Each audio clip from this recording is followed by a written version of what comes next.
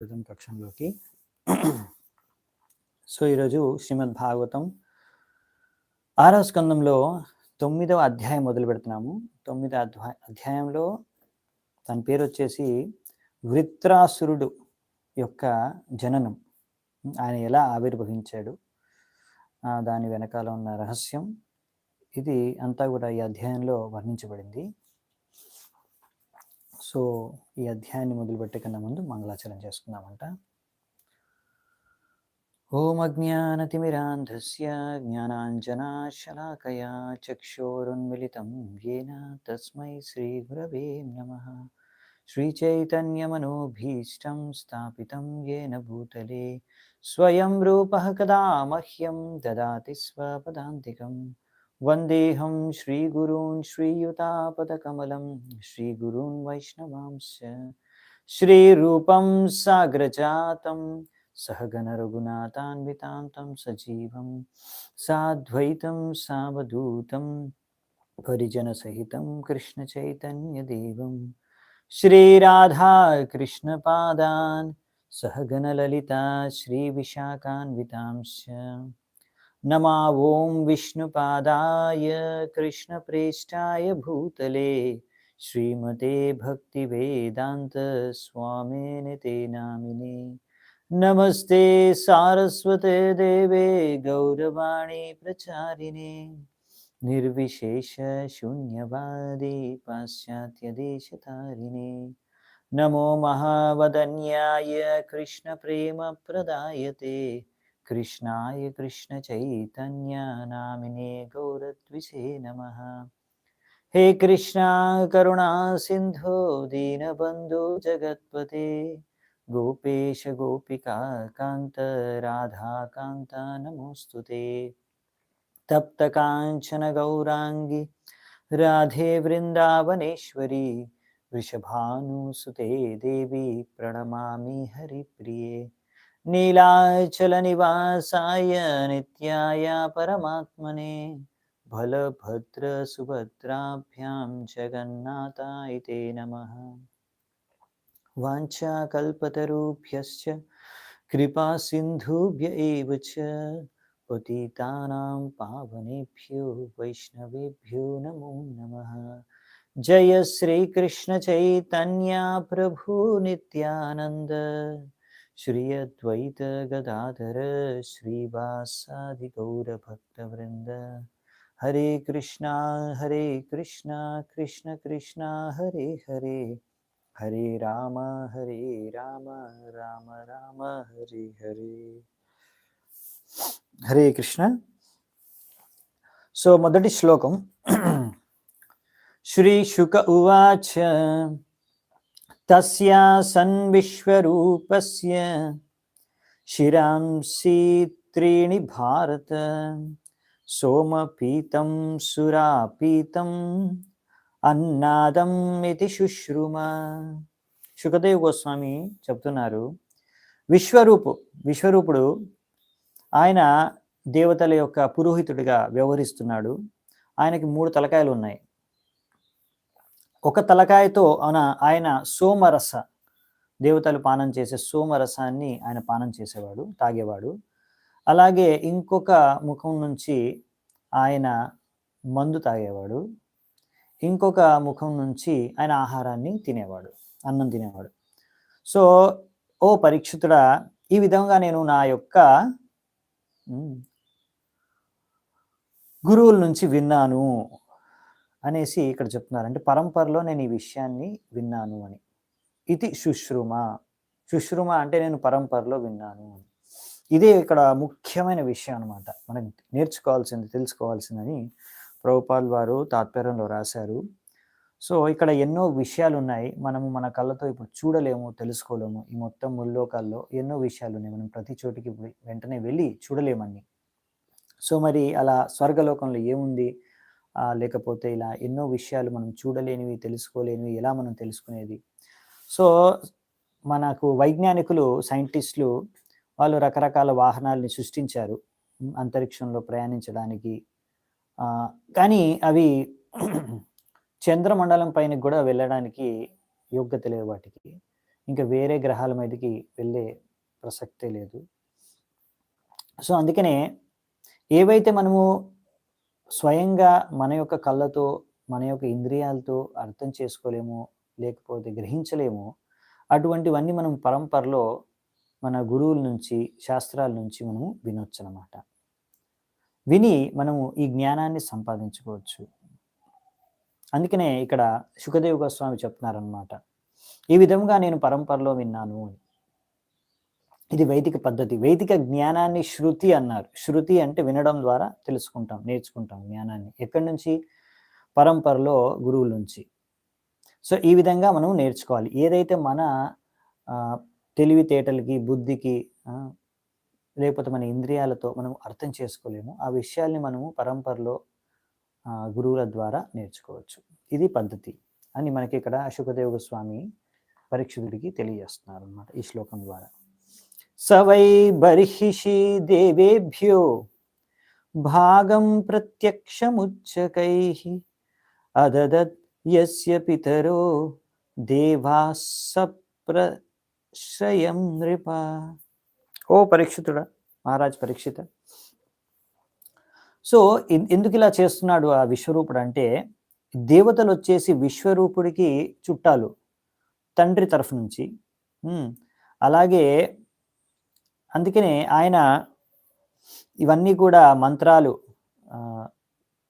యజ్ఞంలో ఆహుతిలో నెయ్యి వేస్తూ ఈ మంత్రాలను జపిస్తున్నాడు.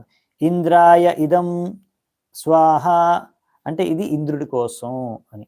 అలాగే ఇదం అగ్నాయే ఇది అగ్నిదేవుడి కోసం అని. అలాగే అన్ని దేవతలకి వారి వారి యొక్క భాగాన్ని అర్పిస్తూ యజ్ఞంలో గట్టిగా మంత్రాలు చదివేసి వాళ్ళ ముందు అర్పిస్తున్నాడు. ఓకే, ఎందుకంటే దేవతలు ఆయన యొక్క తండ్రి తరఫున వాళ్ళు చుట్టాలు, ఆయనకి ఈ విధంగా కనెక్షన్ ఉంది దేవతలతో. నెక్స్ట్ వచ్చేసి 3వ శ్లోకం. సయేవ హి దదౌ భాగం పరోక్షం అసురాన్ ప్రతి యజమానో వహద్భాగం మాతృస్నేహ వశానుగః.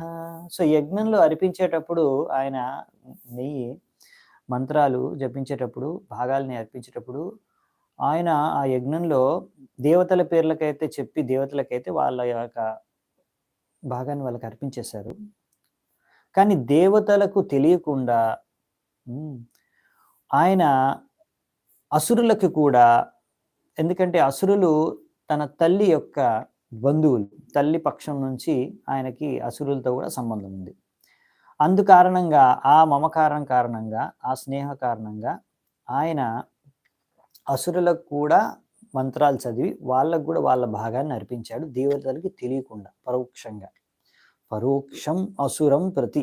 ఎందుకు అంటే మాతృస్నేహ వశానుగా, మాతృ తన తల్లి పక్షాన ఉన్న వాళ్ళ పట్ల స్నేహం ఉండడం వలన. సో ఈ విధంగా అసురులని, దేవతల్ని ఇద్దరిని కూడా ఆయన సంతృప్తిపరిచి, ఆయన 2 తల్లి పరివారం పక్క వాళ్ళని, తండ్రి పరివారం పక్షం వాళ్ళని ఇద్దరిని కూడా సంతృప్తిపరచడానికి ఆయన ప్రయత్నించాడు అన్నమాట. కానీ అసురులు దేవతలకి పడదు కాబట్టి, దేవతలకు తెలిస్తే వాళ్ళు కోపం వస్తుందని తెలుసు, వాళ్ళు ఇది వాళ్ళకి నచ్చదని తెలుసు, అందుకే వాళ్ళకి తెలియకుండా ఆయన అసురులకి అర్పిస్తున్నాడు అన్నమాట.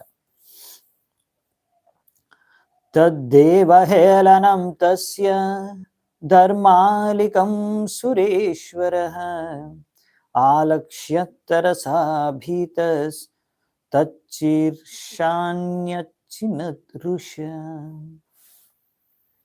ఒకానొకప్పుడు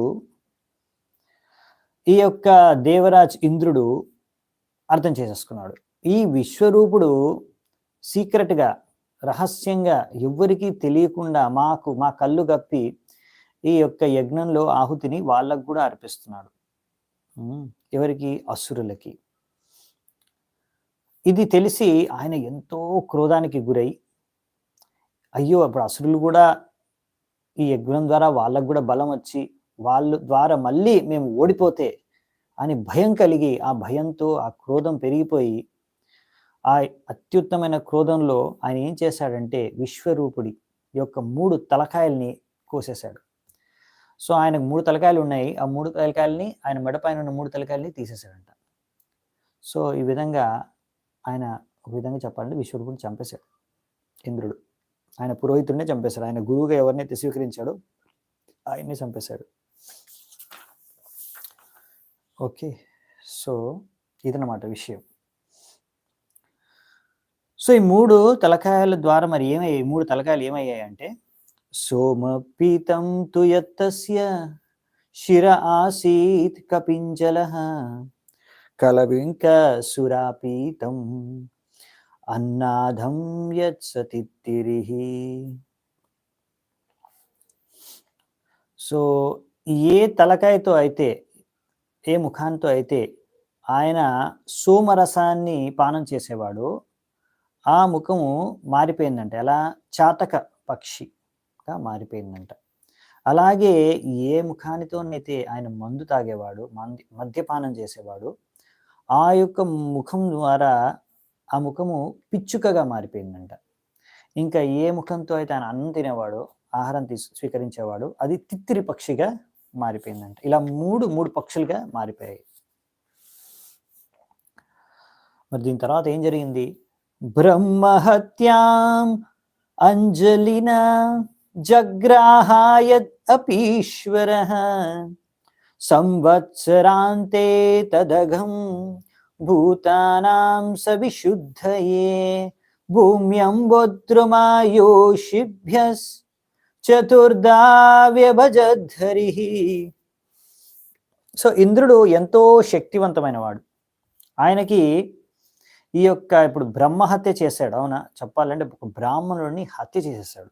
సో అదొక పెద్ద పాపం. సో ఆ పాపాన్ని కూడా కడిగి వేసుకునేంత క్షమత ఈ ఇంద్రుడి దగ్గర ఉంది. కానీ ఇంద్రుడు అర్థం చేసుకున్నాడు, నేను చేసింది పెద్ద ఘోరమైన పాపం అని. అందుకే ఆయన పశ్చాత్తాప పడుతూ ఈ యొక్క పాపకార్యం యొక్క ఫలితాల్ని నేను స్వీకరిస్తాను అనేసి ఆయన 2 చేతులు చాచి ఆ ఫలితాల్ని స్వీకరించాడు. ఈ విధంగా 1 సంవత్సరం పాటు ఆ పాపకర్మం యొక్క, అంటే బ్రహ్మహత్య యొక్క పాపకర్మం యొక్క ఫలితాన్ని ఆయన అనుభవించాడు 1 సంవత్సరం పాటు. దాని తర్వాత ఇంకా ఆయన శుద్ధపరచుకోవడానికి తను ఈ యొక్క పాప ఫలితాలని ఆయన నలుగురికి పంచాడంట. ఎవరికి అంటే భూమికి, నీరుకి, చెట్లకి, ఇంకా స్త్రీలకి. సో ఏమేం పంచాడు చూద్దామంట. భూమిస్తురీయం జగ్రాహ కాతపూరావరేణ వై ఈర్ణం బ్రహ్మహత్యాయ రూపం భూమౌ ప్రదర్శ్యతే. సో మరి వాళ్ళ పాపాలని తీసేసుకుంటే, అంటే ఈ 4 మరి ఇంద్రుడు వారికి ఒక వరాన్ని కూడా ఇచ్చాడంట. సో ఇలా వాళ్ళ పాపాలని, అంటే ఇంద్రుడి యొక్క పాపాలని ఈ 4 స్వీకరించిన కారణంగా ఆ 4కి కూడా 4 వరాలు ఇచ్చారు. అలా పృథ్వీకి, అంటే భూమికి ఇచ్చిన వరాలు ఏంటంటే ఎప్పుడైతే గుంతలు పడతాయో ఆ గుంతలు వెంటనే అవంతికవే మళ్ళీ నిండిపోతాయని, డిచెస్. అలాగే నెక్స్ట్ వచ్చేసి అంటే ఆయన 4 భాగాలుగా, ఆయన పాపాల్లో 4 భాగాలకు ఒక భాగాన్ని అందుకనే ఆయన ఇక్కడ పృథ్వీకి ఇచ్చాడు బ్రహ్మహత్య పాపంలో. ఈ పాపం కారణంగా, ఈ పాప ఫలితం కారణంగా పృథ్వీ పైన కొన్ని చోట్ల ఎడారులుగా మారిపోయిందన్నమాట. అక్కడ ఏం చెట్లు, నీరు ఏం లేకుండా ఉంటుంది, ఎడారిగా మారిపోయింది. కొన్ని చోట్ల పృథ్వీలో ఎడారులు ఉన్నాయి. ఎందుకు అంటే అది ఇంద్రుడు యొక్క పాపకర్మ ఫలితాల్ని భూమి స్వీకరించింది కనుక. సో అందుకనే ఈ ఎడార్లలో, ఎందుకంటే ఇది అటువంటి క్షేత్రం కనుక ఇక్కడ ఎప్పుడు కూడా ఏదైనా సరే యజ్ఞాలు కానీ, ఇటువంటి ఏ శుభకార్యాలు కానీ అక్కడ చేయరన్నమాట. ఎందుకంటే ఇది మంచి చోటు కాదు. ఇది ఇంద్రుడి యొక్క పాపకర్మ, బ్రహ్మహత్య పాపకర్మ ఫలితాన్ని స్వీకరించడం కారణంగా ఇది ఒక చెప్పాలైనా ఒక రోగగ్రస్త ప్రదేశం అన్నమాట. ఒక పృథ్వీ యొక్క సరైన ప్రదేశం కాదనమాట యజ్ఞాలు చేసుకోవడానికి. అందుకే అక్కడ ఎవరైనా నివసించడానికి వాళ్ళు అక్కడ జన్మించారు, నివసిస్తున్నారంటే ఎడార్లలో అర్థం చేసుకోవాలి, వాళ్ళు నిజంగా ఒక రకంగా చెప్పాలంటే వాళ్ళు కూడా ఇంద్రుడి యొక్క ఈ పాపకర్మ బ్రహ్మహత్య పాపకర్మ ఫలితాలకి వాళ్ళు కూడా అనుభవిస్తున్నారు అక్కడ అని షేర్ చేసుకుంటున్నారు ఈ యొక్క ఫలితాలని. తుర్యం ఛేద విరోహేన వరేణ జగృద్రుమాః తేషాం నిర్యాస రూపేణ బ్రహ్మహత్య ప్రదృశ్యతే. ఇప్పుడు చెట్లకి ఇచ్చాడు కదా ఆయన 4 వంతుల్లో ఒక వంతు పాపం ఫలితాలని చెట్లు స్వీకరించాయి. దానికి ఆయన చెట్లకి ఏం వరం ఇచ్చాడంటే ఏ చెట్ల యొక్క కొమ్మలు లేకపోతే బ్రాంచెస్ ఇవి ఎప్పుడైతే విరిగిపోతాయో లేకపోతే ఎవరైనా కట్ చేసేస్తారో కొమ్మల్ని, అవి మళ్ళీ తిరిగి గ్రో అయిపోతాయి, పెరిగిపోతాయి. అవునా? సో మనం చూస్తాం కదా, చెట్లు మనం కట్ చేసిన కొమ్మని మళ్ళీ కొత్త కొమ్మ వచ్చేస్తుంది, బ్రాంచ్ కట్ చేసినా కానీ మళ్ళీ కొత్త బ్రాంచ్ వచ్చేస్తుంది. సో ఈ విధంగా ఈ వరం వాళ్ళకి ఇచ్చారు. సో చెట్లు కూడా ఆ బ్రహ్మహత్య పాపంలో 4 వంతుల్లో ఒక వంతుని స్వీకరించాయి. దాని కారణంగా ఈ చెట్లలోంచి ఒక రకమైన ద్రవం కారుతుందన్నమాట. జిగురు రూపమున కారుచుండును. ఈ జిగురు పానమునకు నిషిద్ధము. సో జిగురు అనేది చెట్ల నుంచి కారుతుందన్నమాట. ఇది ఈ ఇంద్రుడు యొక్క బ్రహ్మహత్య పాప కర్మ ఫలితాన్ని చెట్లు స్వీకరించినందు కారణంగా చెట్ల నుంచి ఆ జిగురు కారుతుంది. అందుకే ఇది మనం తాగకూడదు అని ఇక్కడ రాశారు. శశ్వత్ కామ వరేణాం హస్ తురీయం జగృహు స్త్రియః రజు రూపేణ తాస్వంహో మాసి మాసి ప్రదృశ్యతే. దాని తర్వాత ఈ యొక్క ఇంద్రుడి యొక్క ఇంకో 4 వంతుల్లో ఇంకో వంతు పాపం స్త్రీలు స్వీకరించారు. దానికి స్త్రీలకి ఆయన ఇచ్చిన వరం ఏంటంటే వారు నిరంతరంగా వాళ్ళ కామవాసనని ఉపభోగించడానికి భోగించడానికి వారికి అవకాశాన్ని ఇచ్చాడంట. అంటే వాళ్ళు కామవాసాన్ని ఎంతో భోగించడానికి వాళ్ళకి అవకాశం ఇచ్చాడు. వాళ్ళకి కోరికలు తీర్చుకోవడానికి నిరంతరంగా వాళ్ళకి కోరికలు కామవాసన ఉంటుంది, అది తీర్చుకోవడానికి వాళ్ళకి ఇచ్చారు. అంటే ఇక్కడ ఇచ్చారు ఈవెన్ డ్యూరింగ్ ద ప్రెగ్నెన్సీ, అంటే గర్భవతి అయి ఉన్నప్పుడు కూడా ఆమె మైథునంలో పాల్గొనొచ్చు. అలాంటి వారికి క్షమతనిచ్చారు, ఒకవేళ అది గర్భంలో ఉన్న శిశువుకి హానికరంగా కాకపోతే. సో ఈ యొక్క స్త్రీలు కూడా ఒక 4వ వంతు ఒక బ్రహ్మహత్య పాపాన్ని స్వీకరించినందు కారణంగా వారికి దాని ఫలితంగా ప్రతి మాసము వాళ్ళకి మాసిక, ప్రతి మాసము నెల నెల మాసిక రజస్వల ఉంటాయి కదా, పీరియడ్స్ వస్తాయన్నమాట. సో ఇక్కడ ఇది చెప్పారు. నెక్స్ట్ వచ్చేసి లాస్ట్ ద్రవ్య భూయో వరేణాపస్ తురీయం జగృహుర్మలం తాసు బుద్బుధా ఫేనాభ్యాం దృష్టం తద్ధరతి క్షిపన్. ఇంకో 4వ వంతులో లాస్ట్ది నీరు స్వీకరించినందు కారణంగా నీరుకు ఇచ్చిన వరం ఏంటంటే that water would increase the volume of other substances with which it is mixed. నీరు మనం దేనితో కలిపినా కానీ ఆ యొక్క సబ్స్టెన్స్, ఆ యొక్క పదార్థం యొక్క పరిమాణం పెరిగిపోతుంది, వాల్యూమ్ పెరిగిపోతుంది అన్నమాట. సో అందుకనే ఇప్పుడు ఈ పాప ఫలితాన్ని స్వీకరించిన కారణంగా ఈ యొక్క నీళ్ళల్లో బబుల్స్, ఫోమ్ అంటే నురుగు లేకపోతే బుడగలు వస్తాయి. సో ఇటువంటి నీరు, ఏ నీరులో అయితే బుడగలు వస్తున్నాయో లేకపోతే నురుగు వచ్చేసిందో ఆ నీరు కలుషితమైంది, దాన్ని మనం వాడకూడదు, ప్రయోగించకూడదు. సో ఇక్కడ ఇచ్చిన వరం ఏంటంటే నీరుని దేంతో కలిపితే దాని పరిమాణం పెరిగిపోతుంది. అందుకనే జనాలు ఏం చేస్తారు, పాలల్లో నీళ్ళు కలిపేస్తారు, అంటే పాల పరిమాణం పెరిగిపోతుంది, పాల క్వాంటిటీ పెరిగిపోతుంది. అలాగే నీళ్ళని జ్యూస్లో కలిపేస్తారు, జ్యూస్ పెరిగిపోతుంది క్వాంటిటీ. అవునా? జ్యూస్ చేసేవాళ్ళు, అమ్మేవాళ్ళు. సో ఈ విధంగా ఇది ఒక వరం అన్నమాట, నీరుకి ఇచ్చిన వరం. సో దీని తర్వాత అందుకే ఇటువంటి నీరు ఏవైతే బుడగలు వస్తున్నాయో, ఇంకా ఫేనా లేకపోతే అదే నురుగు వస్తుందో అలాంటి నీరుని మనము వండడానికి కానీ తాగడానికి కానీ మనము వాడకూడదు. నెక్స్ట్ 11వ శ్లోకం.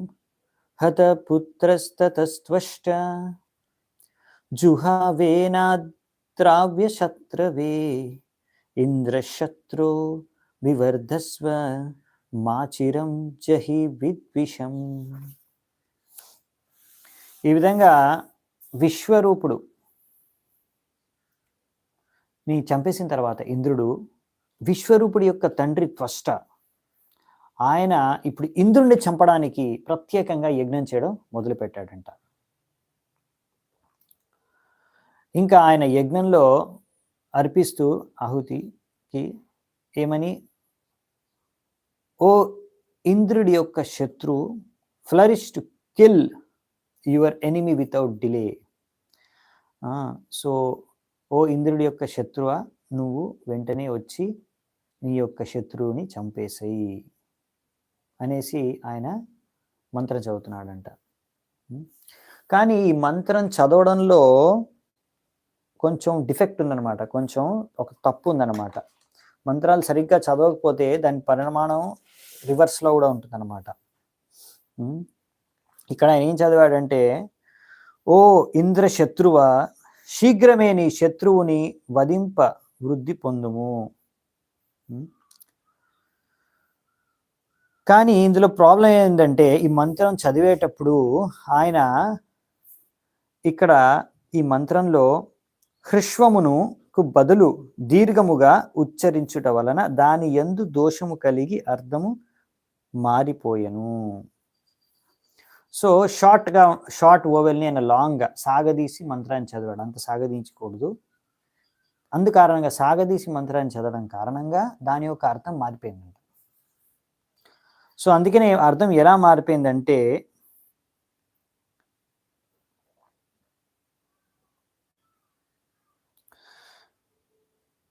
సో ఇక్కడ మనకి కొంచెం గ్రామర్ ఇచ్చారనమాట. నేను తెలుగులోనే చదువుతాను, మీరు ఇంకా ఈజీగా అర్థం చేసుకోవచ్చు. త్వష్ట ఇంద్రశత్రో, ఓ ఇంద్రశత్రువ అని ఉచ్చరింపగోరెను.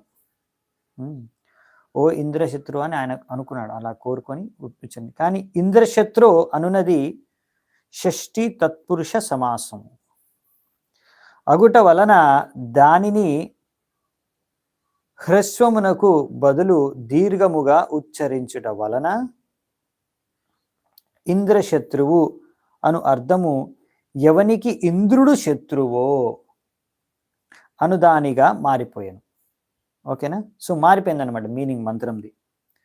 ఆయన ఇంద్రు శత్రువు అని ఆయన అనదలుచుకుని మంత్రం చదివితే అది రావాల్సిన మీనింగు, కానీ ఎవడికి ఇంద్రుడు శత్రువో అని వస్తుందంట.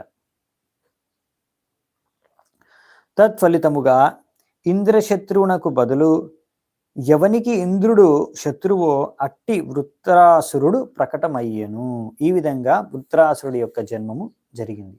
సో ఇక్కడ వృత్రాసురుడు ఒక ఉద్దేశంతో ఆయన్ని ఇక్కడ పిలిచారు, ఆయనను ఈ యొక్క యజ్ఞం ద్వారా పుట్టాడు. కానీ అందులో కొంచెం యజ్ఞంలో చేసేటప్పుడు మిస్టేక్ జరగడం వలన సో ఇక్కడ అదొక పెద్ద తప్పు జరిగిపోయింది అన్నమాట. సో ఇంద్రశత్రువునకు బదులుగా ఎవనికి ఇంద్రుడు శత్రువో అట్టి వృత్రాసురుడు ప్రకటమయ్యను. ఓకే,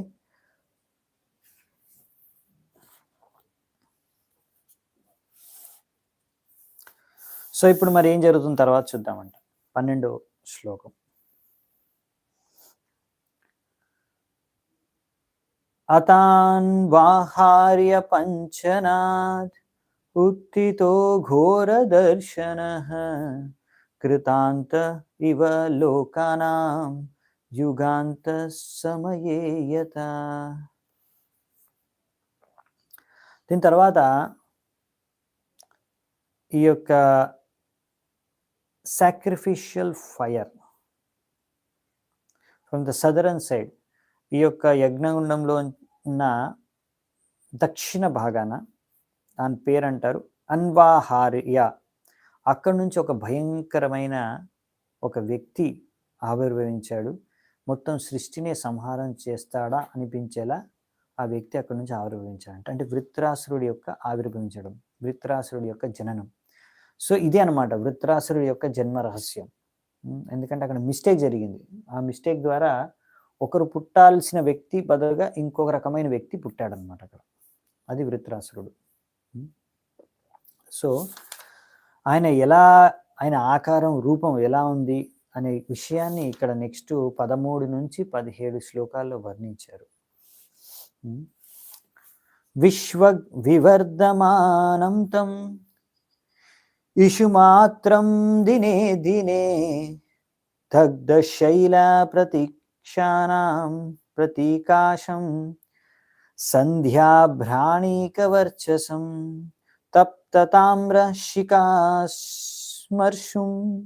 శ్మశ్రుం మధ్యానార్కోగ్రలోచనం దేదీప్యమానే త్రిశికే శూల ఆరోప్య రోదసి నృత్యం తం ఉన్నదంతం చ చాలయంతం పాదమహీం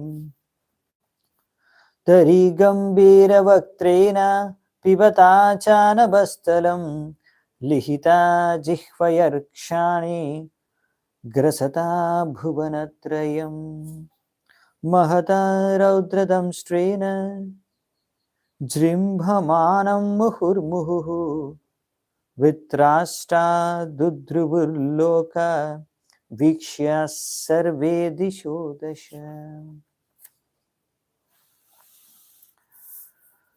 సో ఇప్పుడు వృత్రాసురుడి యొక్క వర్ణన ఇక్కడ ఇచ్చారు. ఇక్కడ ఏం రాశారంటే వృత్రాసురుడి యొక్క వర్ణనని నేను తెలుగులో చదువుతాను, ఎందుకంటే చాలా టెక్నికల్ వర్డ్స్ ఉన్నాయి. తెలుగులోంచి యాజ్ ఇట్ ఈస్ చదువుతాను. నలుదిక్కుల విడిచిన బాణముల వలె ఆ అసురుని శరీరము క్షణ క్షణమున వృద్ధి కాగొచ్చెను. ఎత్తుగా నల్లగా నున్న అతడు దగ్ధమైన పర్వతము వలె కన్పెట్టెను. సంధ్యాకాల మేఘమండలము వలె తేజోవంతముగా తోచెను. ఆ అసురుని శిరోజములు, గడ్డము, మీసము కరిగిన రాగి రంగులో నుండి అతని కన్నులు మధ్యందిన మార్తాండుడి వలె తీక్ష్ణముగా నుండెను. ముల్లోకములను తన దేదీప్యమానము త్రిశూలము యొక్క కొనలపై నిలిపినాడా యున్నట్లుగా అతడు అజేయునిగా తోచెను. నృత్యము చేయుచు భీకరముగా అరుచుచు అతడు భూకంపనము వచ్చినట్లుగా ధరణిని కంపింపజేసెను. మాటి మాటికి ఆవలించుచు కొండగుహ వంటి తన నోటితో అతడు సమస్తాకాశమును మృంగి వేయునట్లుగా గోచరించెను. ఆకాశమందలి తారలను నాలుకతో నాకుచు సమస్త విశ్వమును అతడు తన దీర్ఘమును వాడి అయిన దంష్ట్రాలచే అరిగించుచున్నట్లు కనుపెడెను.